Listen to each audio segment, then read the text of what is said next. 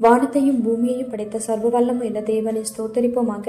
இந்த செப்டம்பர் 8ஆம் தேதி முழுவதும் கண்ணின்மணி போல நம்மை பாதுகாத்து வந்த தேவனுக்கு நன்றி செலுத்துவோமா? கிருபையும் மகிமையும் நிறைந்த எங்கள் பரிசுத்தமுள்ள நல்ல தகப்பனை ஸ்தோத்தரிக்கிறோம், துதிக்கிறோம் ராஜா.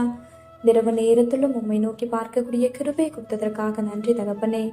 அப்பா, இந்த நாளிலும் உங்களுக்கு பிரியமில்லாத காரியங்களை செய்து உடைய இருதயத்தை துக்கப்படுத்தியதற்காக எங்களை தயவாய் மன்னியும் ஆண்டவரே. உமக்கு பிரியமான பிள்ளையை வாழ உதவி செய்யுங்கப்பா. இந்த நாளிலும் எங்கள் தேவைகள் எல்லாவற்றையும் சந்தித்து நாங்கள் சோர்ந்து போகாதபடி உடைய வார்த்தை கொண்டு எங்களை குணப்படுத்தியதற்காக நன்றி தகப்பனே. ஆண்டவரே, இந்த நாளிலும் மற்றவங்களை குற்றப்படுத்தும்படியா பேசினதற்காக எங்களை தயவா மன்னிச்சிருங்க ஏசப்பா. ஒருவரையும் குற்றவாளிகள் என்று தீர்க்காதிருங்கள், அப்பொழுது நீங்களும் குற்றவாளிகள் என்று தீர்க்கப்படாதிருப்பீர்கள்னு சொல்லியிருக்கீங்களா ஆண்டவரே.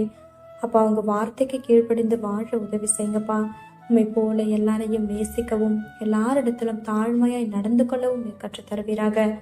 இரவு நேரத்தில் ஜெபிக்கிற ஒவ்வொருவரையும் ஆசிர்வதிங்கப்பா. அவர்கள் குடும்பங்களையும் நீர் பாதுகாத்து வழிநடத்தும்.